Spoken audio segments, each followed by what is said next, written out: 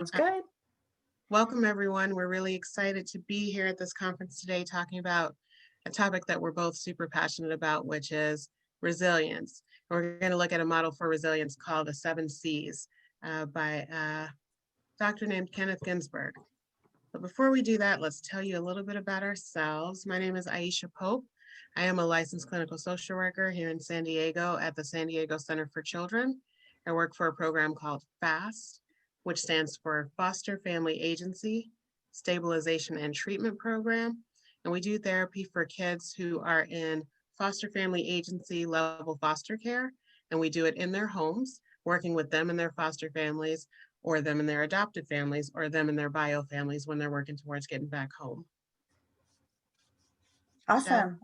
Thank you. And I'm Shelley Paul. I work for the County of San Diego Health and Human Services Agency, Child Welfare Services.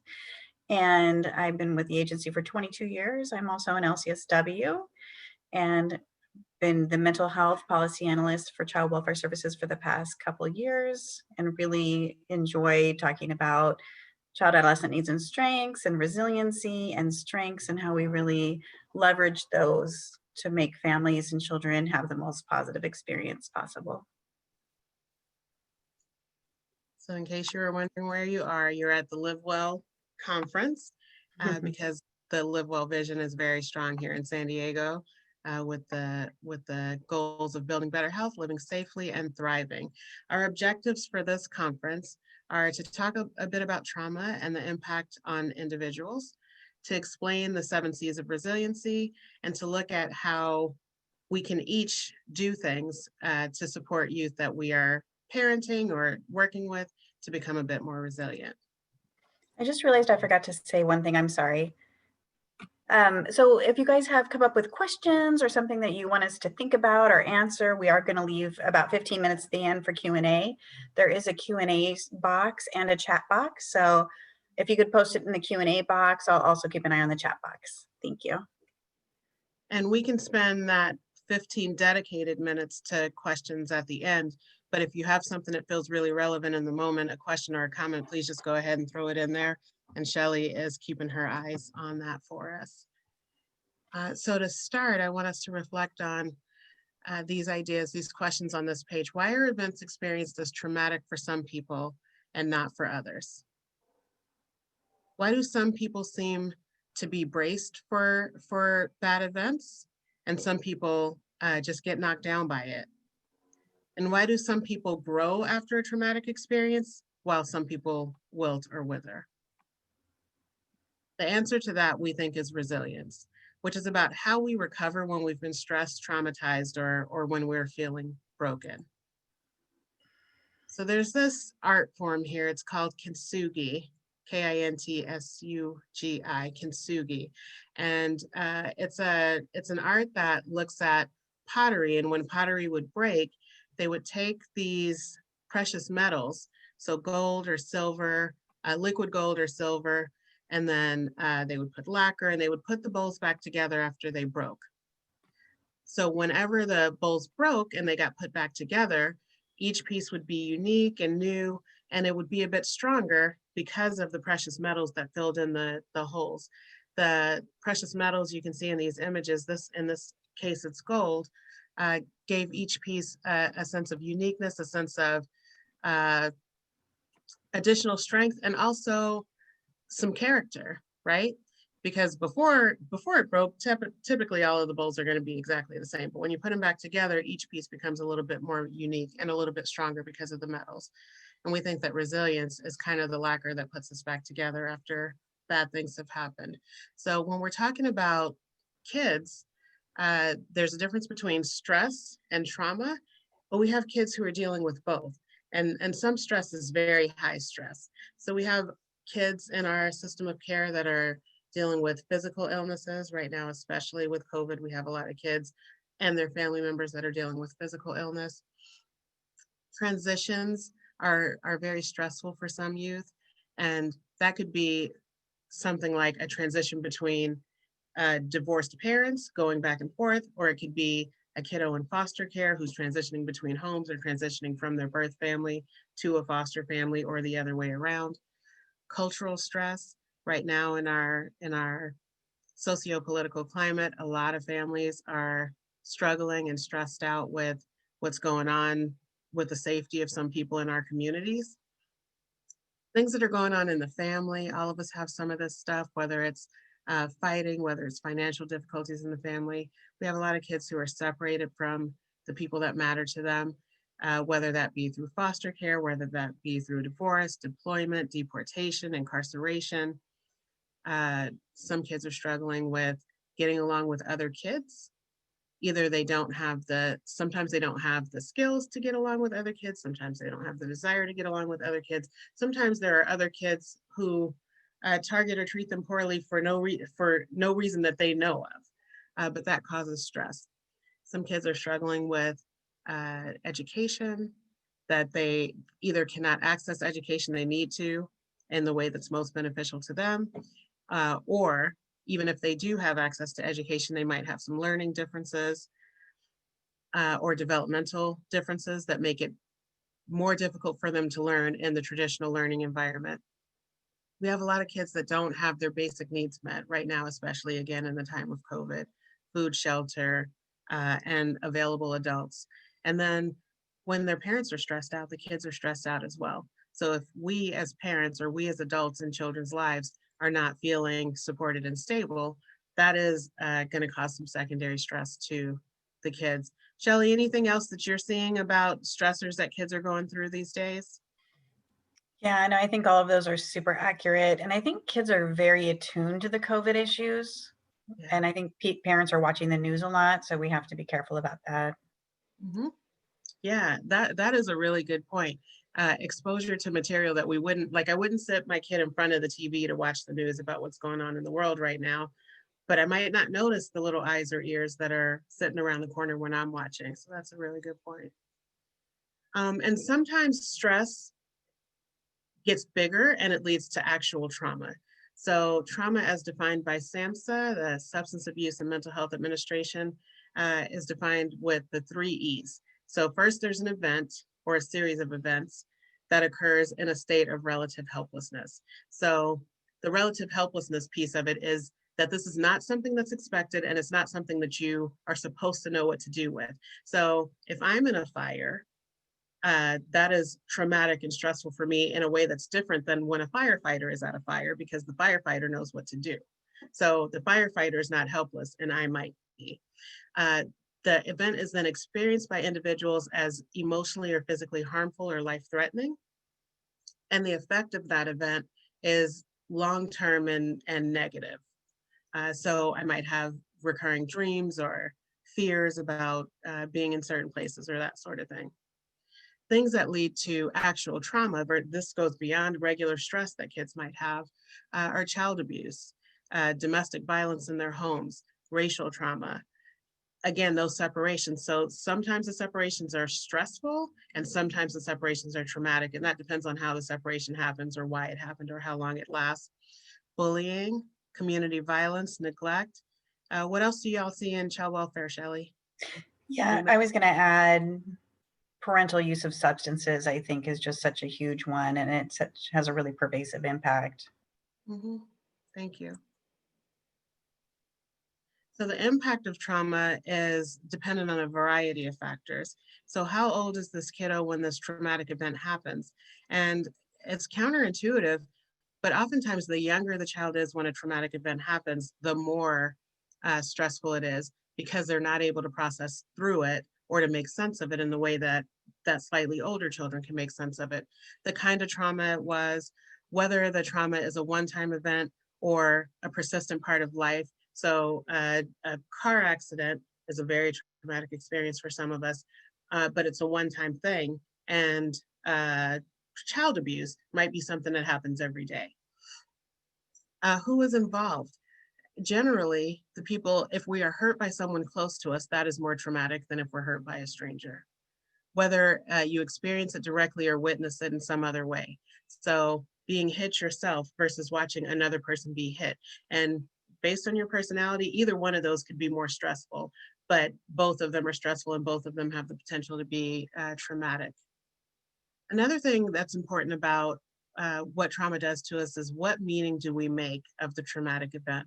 So again, with the example of a car accident, if two people are in a car accident and one of those people after the car accident says, "Oh my gosh, we're safe. We made it. We did a good job steering out of that accident. It could have been so much worse." And the other person says, "Oh my gosh, we almost died and cars are dangerous." You know, those two interpretations of that event will dictate how we move forward. So if I decided, "Oh my gosh, I'm a hero, I saved us," versus if I decided, "Oh my gosh, I almost got us killed," how I think about this event in the future and how I think about cars and driving are going to look very different. And then the most important thing we think is whether or not there are caring, protective adults available to comfort and support a child before, during, and after a trauma. So it's not about what happens, it's about the kind of support that you have in the face of what happens.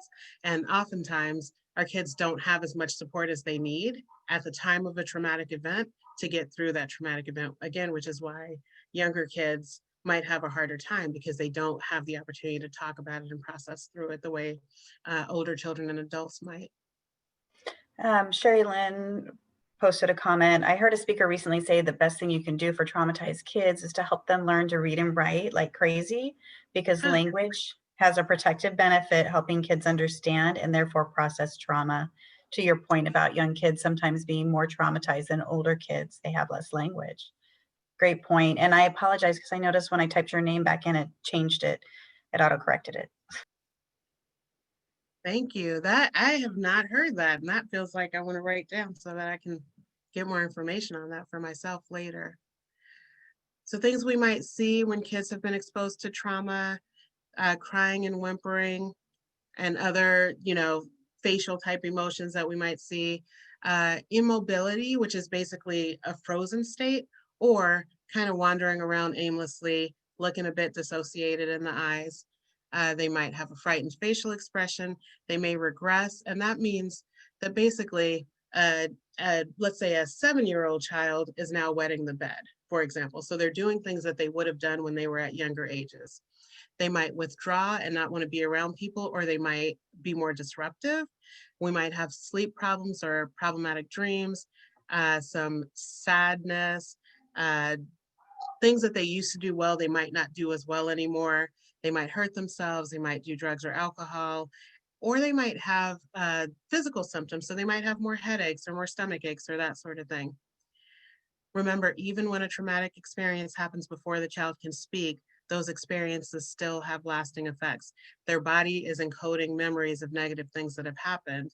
And whether they have a conscious memory of that thing, their body, there's a great book called The Body Keeps the Score by Bessel van der Kolk. Their body remembers what happened. And so their body reacts to the environment the same way that their mind would if they remember the event. Yeah, absolutely. There's a lot of evidence that even in utero, exposure to domestic violence and stress sticks with the babies. Absolutely. So what happens in childhood doesn't always stay in childhood. As a matter of fact, I'd say what happens in childhood doesn't usually stay in childhood. And the ACEs study uh, done here in San Diego by Dr. Vince Felitti and his colleagues at Kaiser looked at early childhood adverse experiences and the effects on people as they got older. And what they noted was that there was a link between childhood trauma and adult onset of chronic illness, as well as mental illness, prison time, work issues, and absenteeism. So let's look at what that looked like specifically. So in their study, which was of bunches and bunches of people, I think it was 18,000, 2 in 9 people had an ACE score of 3 or more, which means that of the 10 adverse childhood experiences that were possible, they had at least 3. And 1 in 8 had an ACE score of 4 or more.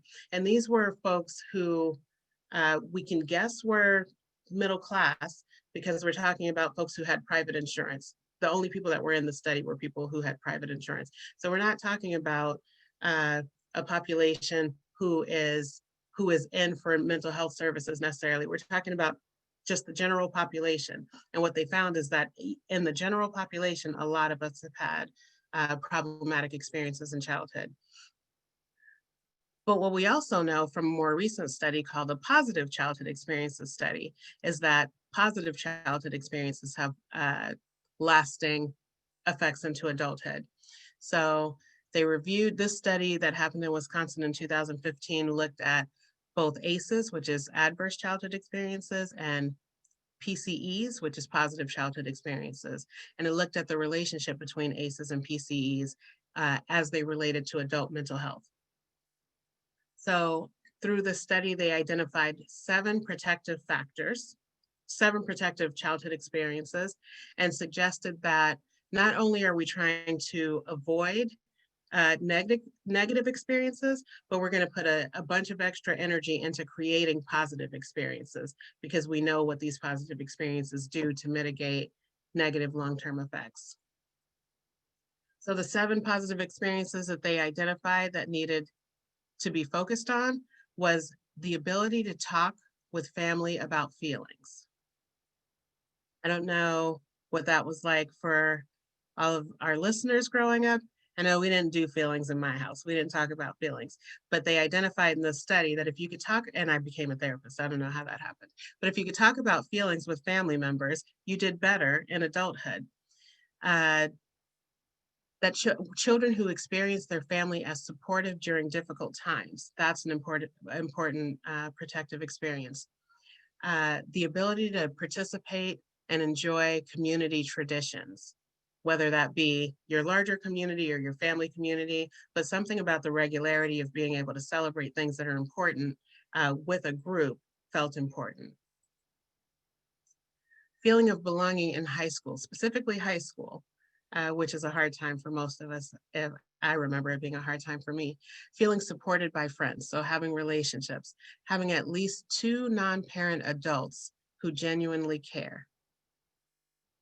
So these are our clergy, our coaches, teachers, people who look at and take an interest in a child and invest in them, even outside of their family.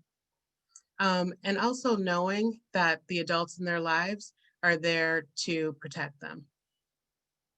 So those are the 7 protective factors that this study, like I said, suggested that in addition to reducing negative experiences, we have to put a lot of emphasis on increasing positive experiences, these 7 in particular. What they found in this study was that adults who had 6 to 7 positive childhood experiences were 72% less likely to show depression or poor mental health than people who had fewer positive experiences. Adults who had 6 to 7 positive childhood experiences were 50% more likely to show, 50% less likely to show depression or poor mental health than those with 3 to 5.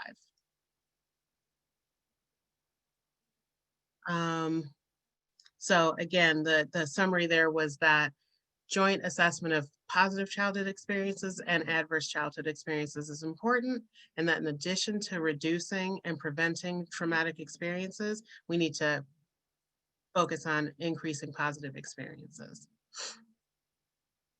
Are there any questions in the chat? I have a little red bubble up there, but I can't see it. Anything we should address before we move into resilience? They shared the name of that speaker and the link for us. And then there's a question about whether they can have a copy of the PowerPoint. So he's just wondering if our technical expert, Jaya, is there access to the PowerPoint on the website? I'll message him. Okay.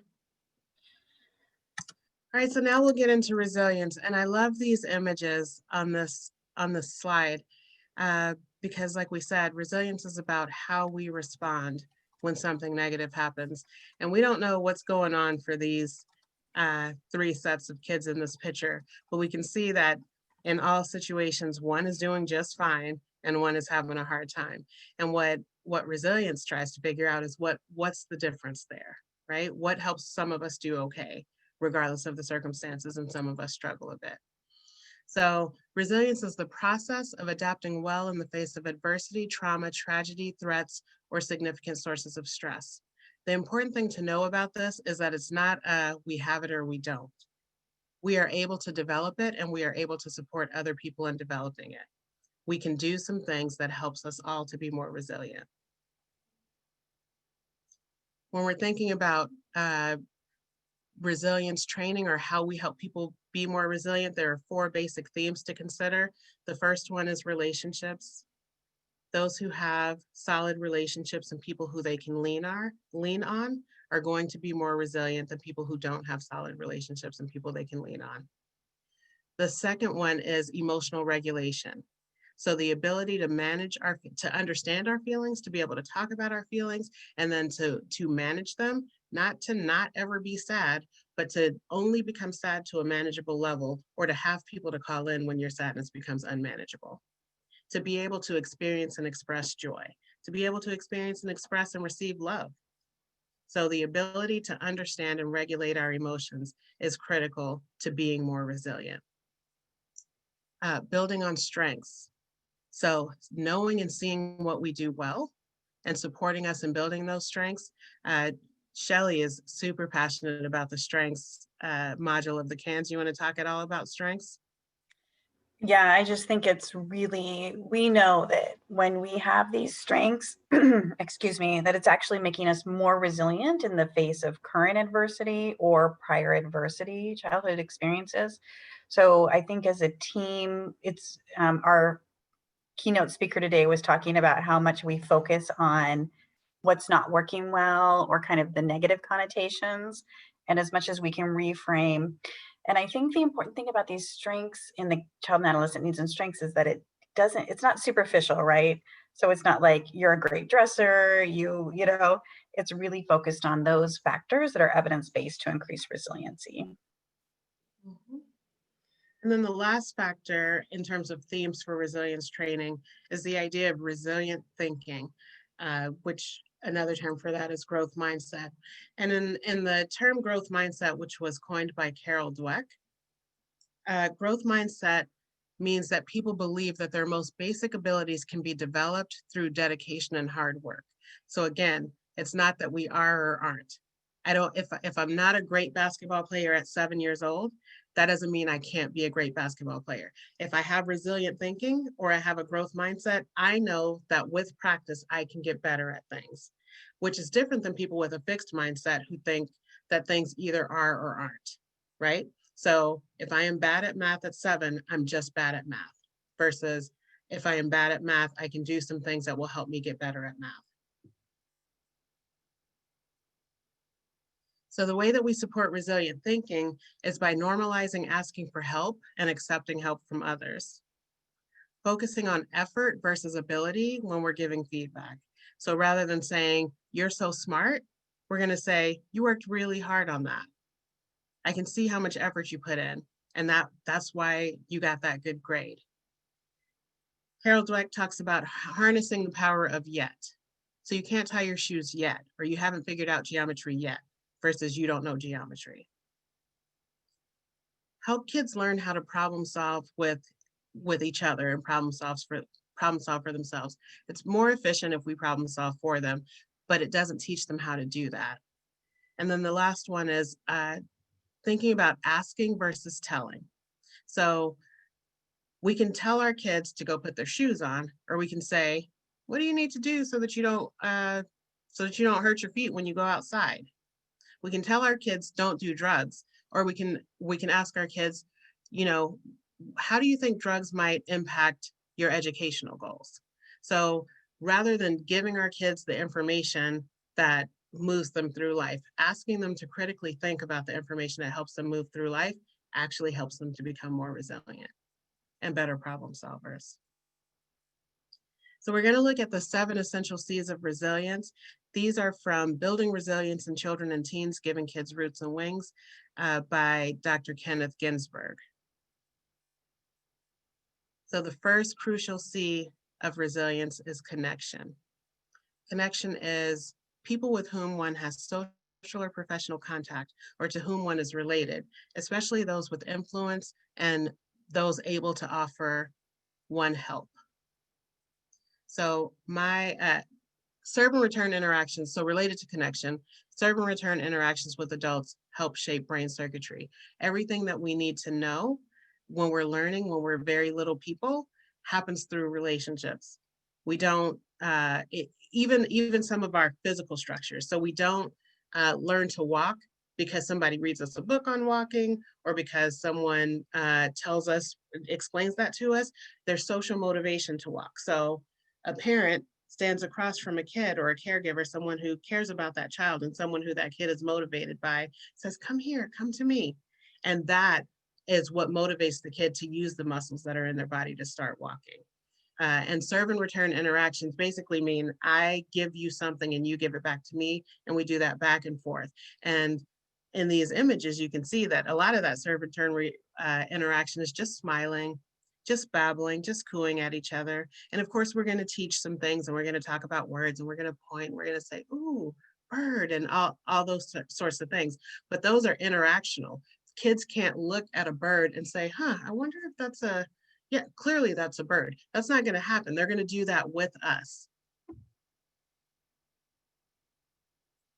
So again, connection and resilience are deeply intertwined. The presence of a supportive adult is central to an experience being tolerable rather than toxic. We can get through anything if we're resilient, and one of the things that makes us the most resilient is having someone to walk through with us through our hardest times. The presence of a supportive adult is central to an experience being tolerable rather than toxic. Primary goal of all children is to gain a sense of belonging and significance. Belonging is a sense that I fit in and that I'm a part of something. So the first place we get a sense of belonging, connection, is in our family of origin. As we get older, our social groups become more important to us. And so we get a sense of belonging from those places. And the drive towards connection and belonging is so significant that in the absence of being able to get that in some positive and appropriate way, we'll seek it out in a negative way because the drive towards belonging is that significant.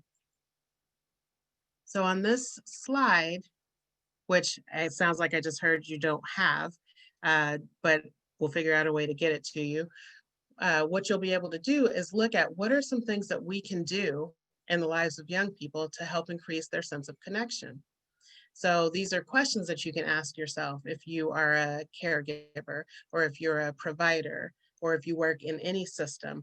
Are we recognizing that adults' unconditional belief in a young person and holding them to high expectations is the single most important factor in determining whether they will be able to overcome challenging circumstances?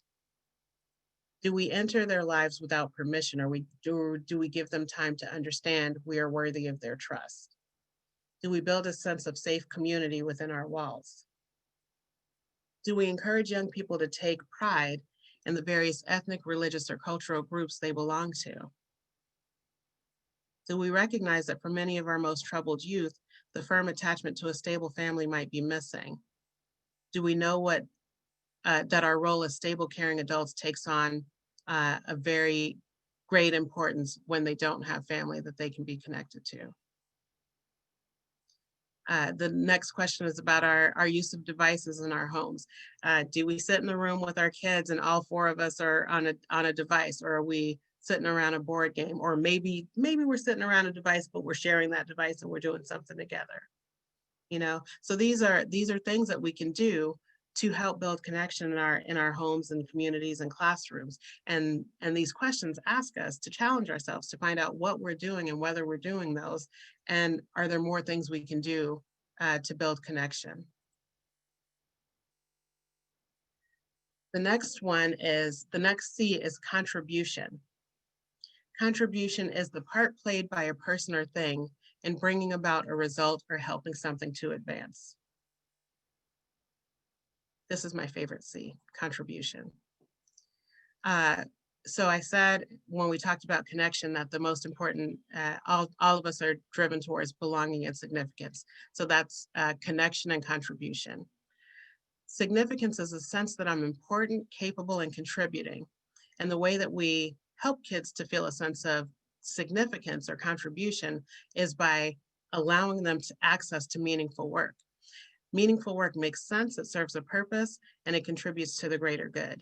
Community service is, as a therapist, I feel like community service and community service with the kids that I work with is one of the best gifts that I can give them.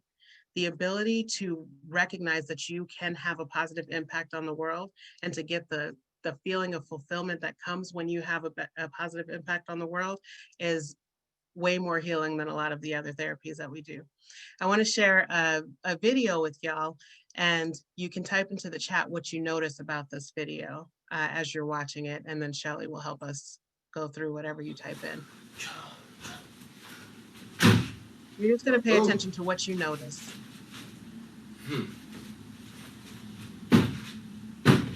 Oh.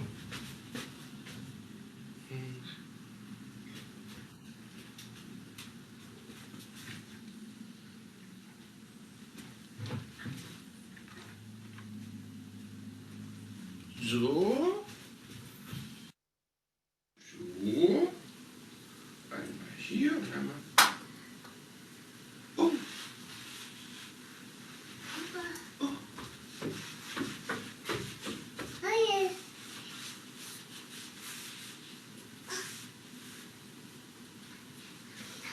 Ah, ja. So. Hä? Oh.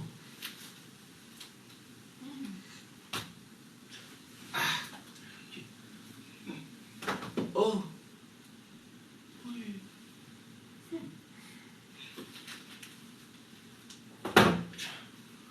Und. Oh. Oh. Ui. So. Oh.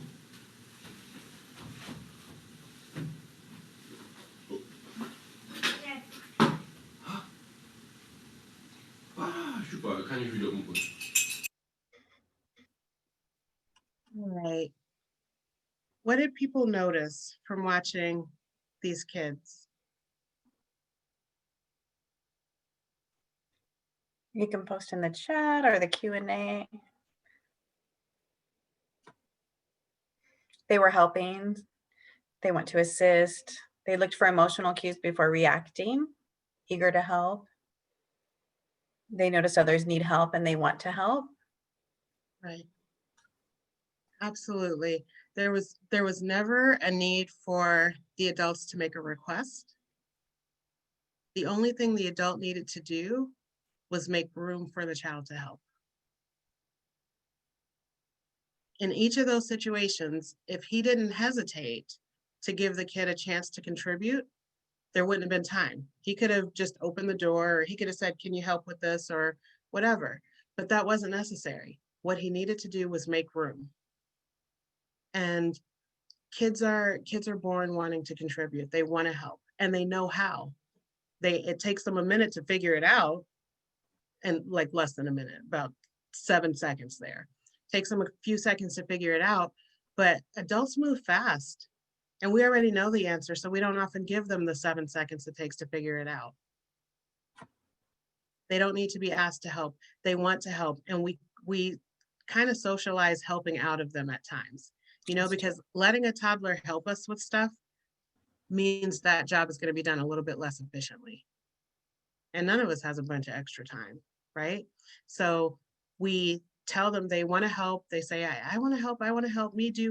And we say, no, I got it. And then they're a little bit older. I want to help, me do. And then they're like, you're like, no, I got it. And then they're 7 or 8 and you're like, hey, come do a chore. And they're like, no, you got it. Because we have told them that we don't need them unless they're efficient. And then by the time they could be efficient, we've asked them to not help. And so they don't necessarily want to anymore.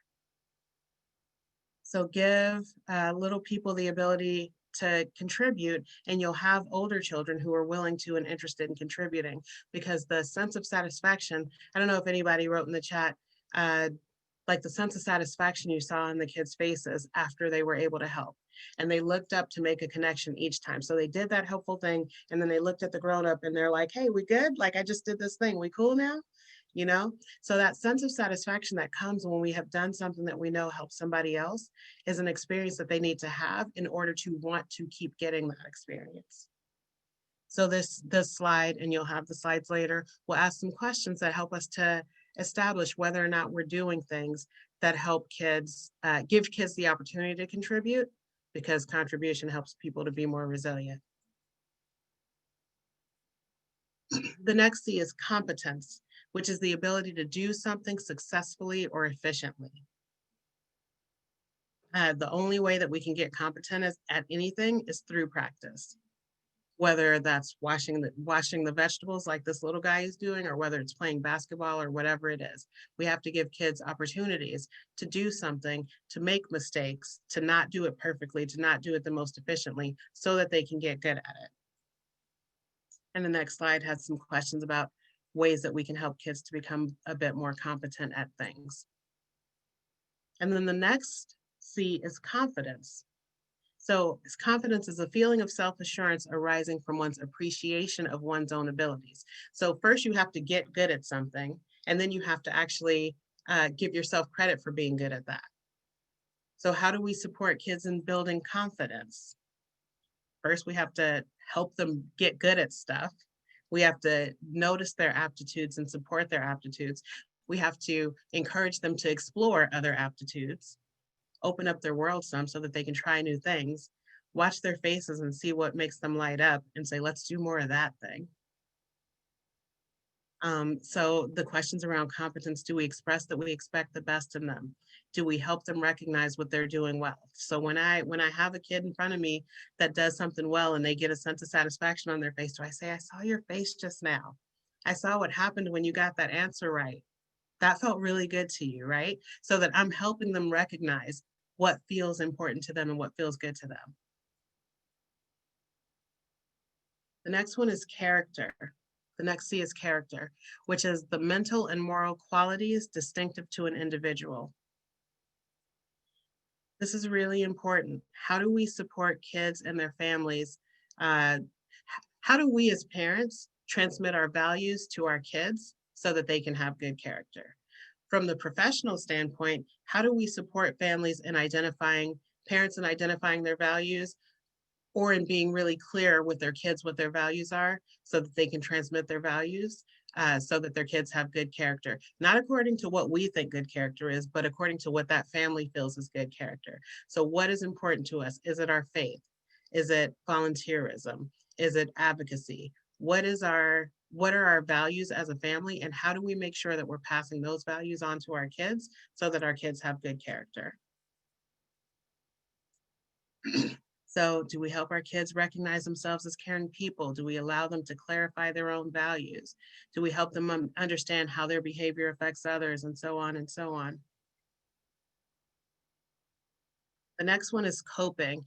I'm a therapist, and those who are mental health professionals in the room know that this is the one that we're good at. This is what we focus on to help build resiliency. And coping is to face or deal with responsibilities, problems, or difficulties, especially successfully or in a calm or adequate manner. So again, anybody who's been around any mental health professionals knows that this is the thing we do. We figure out, how do we help a kid relax? How do we identify the feelings? How do we problem solve all that sort of stuff? And these questions will help you identify whether or not you're doing things or could be doing more to support coping. The next one is control. This is the hardest for me as a parent, and other parents I've spoken to have said that that's also hard for them. So control is to be able to exercise restraint or direction over. How much control do we give the kids in our lives? How much choice do we give the kids in our lives? This little one on top, she had control clearly to dress herself. I hope she did that herself. But then we have our older kids where control is even more scary because driving or just making decisions about drugs or alcohol or other types of risky behavior, that's scary for us to let go of as parents and as service providers to kids in our system. But kids who have choices and are able to make decisions for themselves are going to be more resilient than kids who are only getting direction from other people. They're going to be better problem solvers, and they're going to be able to make safe decisions for themselves when we're not there to supervise them. And the next set of questions asks, what are some things we can do, or what are some things we're doing to help kids get a sense of control in their lives? So do we help them understand that life is not purely random, that there are choices that they can make that affect their future? Do we help them to understand that they are not responsible for many of the bad circumstances that may have plagued them? Do we help them think about the future, but also take one step at a time? You know, we got to do baby steps. I know all of the steps from kindergarten to 12th grade because I've already done them. When I'm in 7th grade, I'm not going to know what 9th, 10th, and 11th and 12th grade looks like. So do we say, hey, all of these steps are important, but let's live in the moment of the one we're in now while thinking about what we'll need to do next at the same time? So for the folks we serve, if we're professionals or service providers, or for the kids we care for, if we're parents, what we'd like to challenge you all to do after this workshop is over is to assess how you're doing with promoting the 7 C's of resilience. So in which areas are you doing really well? For me, it's contribution. In which areas do you need to work on? For me, it's control. I need to give my kids more control over their lives. And then what are some concrete steps you can commit to take to help strengthen the 7 C's with the kids you serve or care for? So if you have some ideas already from what you've heard today, go ahead and throw those in the chat and we'll talk about them in our Q&A period. What are you already doing really well and what do you need to work on? And then our last couple of things before we move into Q&A is caregiver characteristics that influence resilience. So how do caregivers help their kids to become more resilient in general? Or what is it about us as people that helps our kids to be more resilient? So if we are nurturing and attuned, that is that we recognize and provide for the physical and emotional needs of our kids, that we increase their sense of belonging and significance and provide them with stimulation, and that we are there present and available for those serve and return interactions. So if I am nurturing and attuned as a parent, without even focusing on resiliency, my kids are more likely to be resilient. Because remember, relationship is number one. The other thing is a basic understanding of child development. I need to understand what I can expect and not expect of them. And I need to understand how I can move them along developmentally in the most appropriate way. If I am placing unreasonable expectations on my child, I'm going to cause failure that's going to lead them to be less resilient.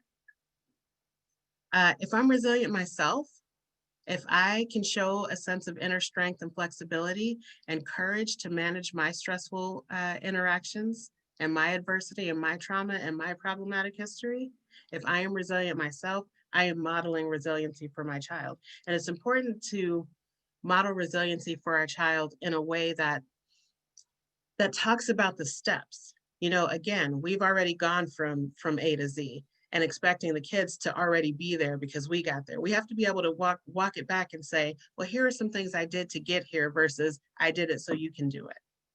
Because Yeah, and that I can would be also, discouraging and scary. Thank you, Shelley. sorry, I was also going to add, and talking about when we make mistakes, right? I mean, kids think that adults don't make mistakes and they're so hard on themselves when they make mistakes. So one of my practices in individual therapy and also with my family is, oh, I messed up. I ordered the wrong thing, or I, didn't turn my blinker on, and just kind of walking them through and then through the solution. Absolutely. I do a lot of, my oldest child has autism and he does not want to hear me talk to him about problem solving. So I talk about problem solving out loud, or so I'll to myself. So I'll be like, oh my gosh, I spilled that. I must be no, I'm not dumb. I'm not dumb. I just made a mistake and I can fix it. I will fix it right now. If I tried to have that conversation with him, he would not be trying to hear it. But he will listen to me having that conversation with myself. Right. And the last couple, social connections. So those of us as adults who are socially connected, who have healthy support people in our lives, are more likely to raise resilient children because we're not trying to go at life alone. So we're not modeling that the kids have to go at life alone. The next one is the willingness to accept support. So I don't know how many of you are similar to me in that asking for help is a hard thing to do. And if the person you ask for help hesitates even just a second, it's like, never mind. But we have to be willing to ask for support and accept support for our kids to know that it's okay to ask for and accept support. And then the last one is social emotional competence. Shelley, were you going to say something to that last one? I was just going to totally agree with you. And I think it goes back to that control thing, right? Because we know Yeah. maybe we could do it the best way if we did it our way, but we have to like accept that there's lots of ways to do stuff. Yeah. And the last one is social emotional competence. So our ability to manage our emotions, to first of all, to notice that we have emotions, to admit that those emotions are a thing, and then to regulate those emotions so that we can co-regulate with our children. An upset grown-up cannot calm an upset child. A calm grown-up might be able to calm an upset child. So Mhm. figuring out what it takes for us to get okay, for us to get good with ourselves, for us to get regulated so that we can then help that child regulate together. That is emotionally and biologically and physically required in order for us to be able to do that. Two people with flipped lids cannot calm together. Tina Payne Bryson, a colleague of Dan Siegel, who does the brain in the palm of your hand, talks about co-regulating versus co-escalating. If I'm upset, I'm not calming you down. It's just not going to happen. And we as the grown-ups have to be the bigger person. So what do we need to do to get ourselves together so that we can help bring our kid down? What were you thinking, Shelley? It looks like you were going to say something. No, I just have a few questions when you're ready. Okay. And that, I think, is all I was going to say until we do Q&A. So we're good. Perfect. There are questions. So a comment, I recently read The Deepest Well by Dr. Nadine Burke-Harris to understand the long-term effects of childhood adversity. What other reading material would you suggest in educating community members? Ooh, I probably should have brought a suggested reading list, but that's a great question. I think The Body Keeps the Score. I would agree. And then I don't know about giving it to like to community members, but for us as professionals to understand trauma and its impact and resiliency. The boy who was raised as a dog by why am I flaking on his name right now? It'll come to me. Is that Bruce Perry? What was that? Is that Bruce Perry, the boy who's Bruce Perry. Thank you so much. The 7 C's comes from this book, which is called Building Resilience in Children and Teens, Giving Kids Roots and Wings. I think this is great. And I think it's great for professionals or families. Awesome. The next one, my question is similar to Cheryl's, but as a Black woman in the community, how do we help some parents understand that their own behavior is modeling the same to their kids? Not the obvious answer about needing to address their own trauma that doesn't work in the moment. Yeah, and addressing trauma is really a lifelong journey, right? Yeah, that's a whole class. That question right there is a whole class. I teach parenting classes. I teach positive discipline. I'm super duper passionate about it. Don't get me started on it. But I taught a class, sometimes teach a class specifically on raising Black children. And in that class, we talk about the difference between African parenting and African American parenting, and why African parenting and African American parenting are different because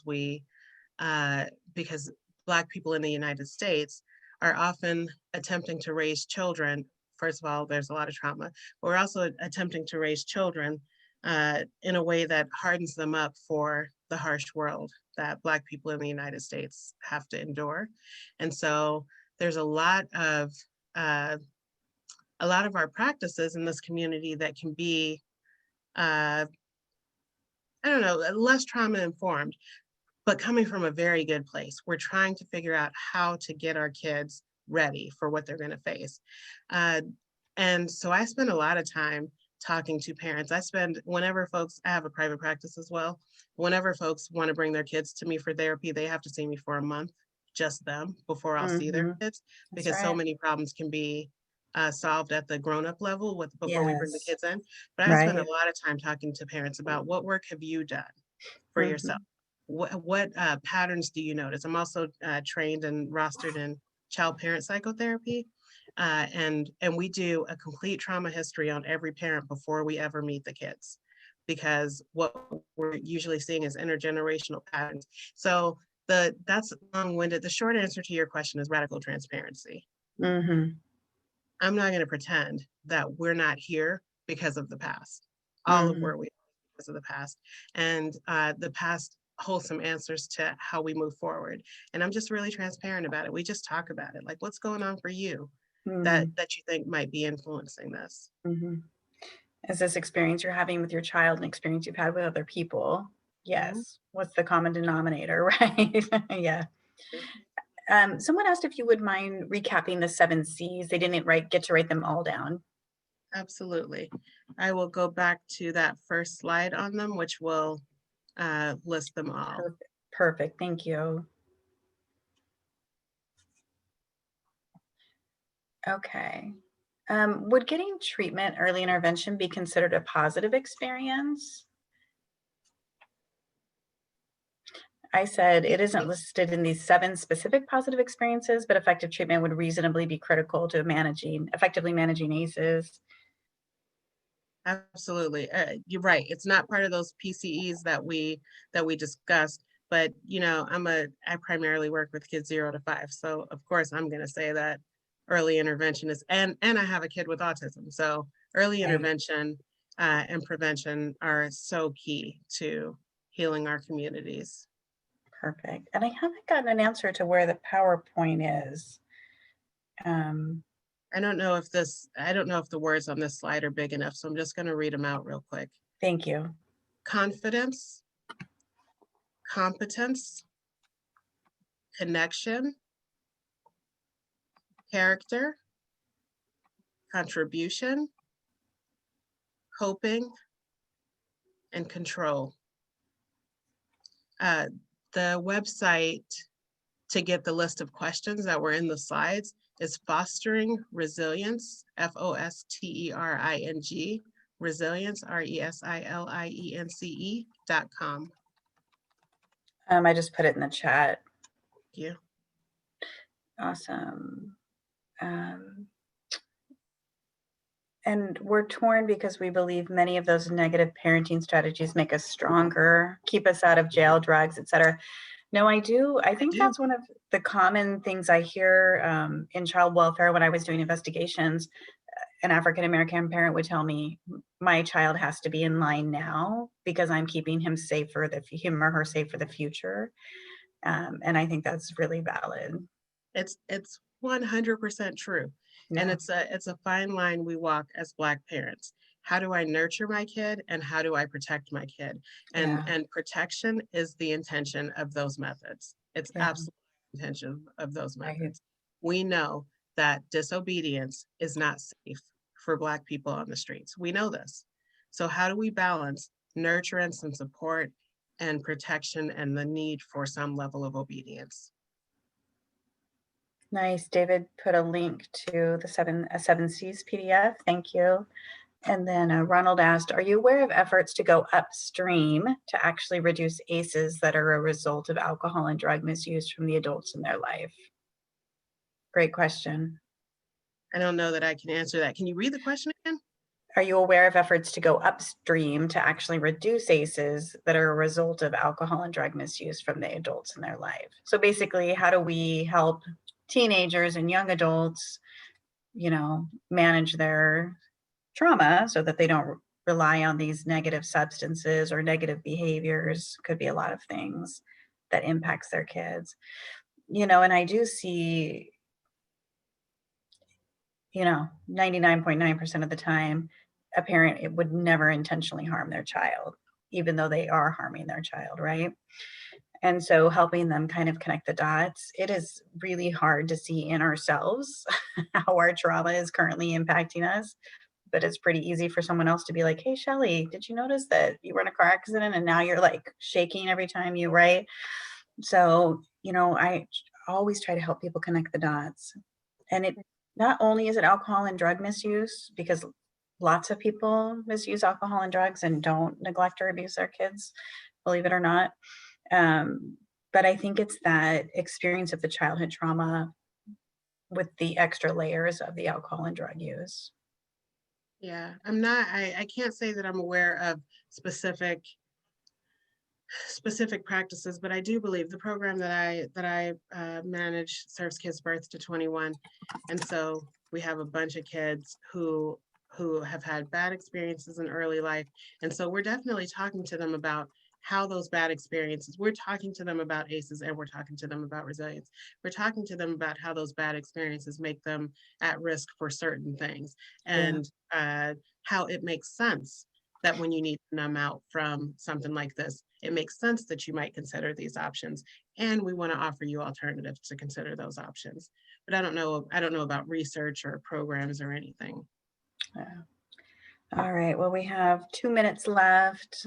I think those were all the questions. I'm still getting a question about how they can access the PowerPoint. I know we sent it well in advance. Is there I probably could have done this a minute ago. I'm going to stop sharing so that I can close this PowerPoint from my screen. And then I can probably, once it's not on my screen, I can probably put it in the chat if I can find the chat. So let me try to do that real quick while I heard we have a hard stop, so I feel like I'm on a quick deadline. Yeah, he just said 2 minutes. We end at 11 so that people can have their break. Okay, how do I put this in the chat? Where is the chat? There it is. So down at the bottom, can you click on the chat? Looks like I don't have the option to add. Yeah, sometimes we can't add a file. So Jaya?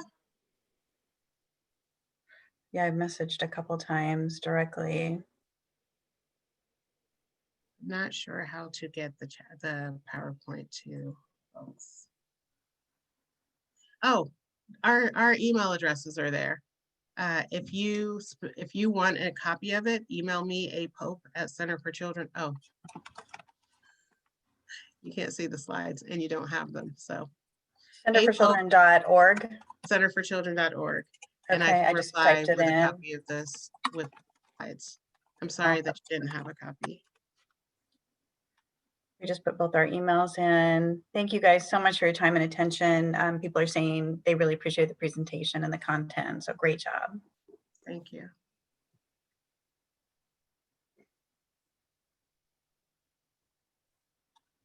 Thank you so much. I learned a lot. It was a pleasure. This is normally a 3-hour training.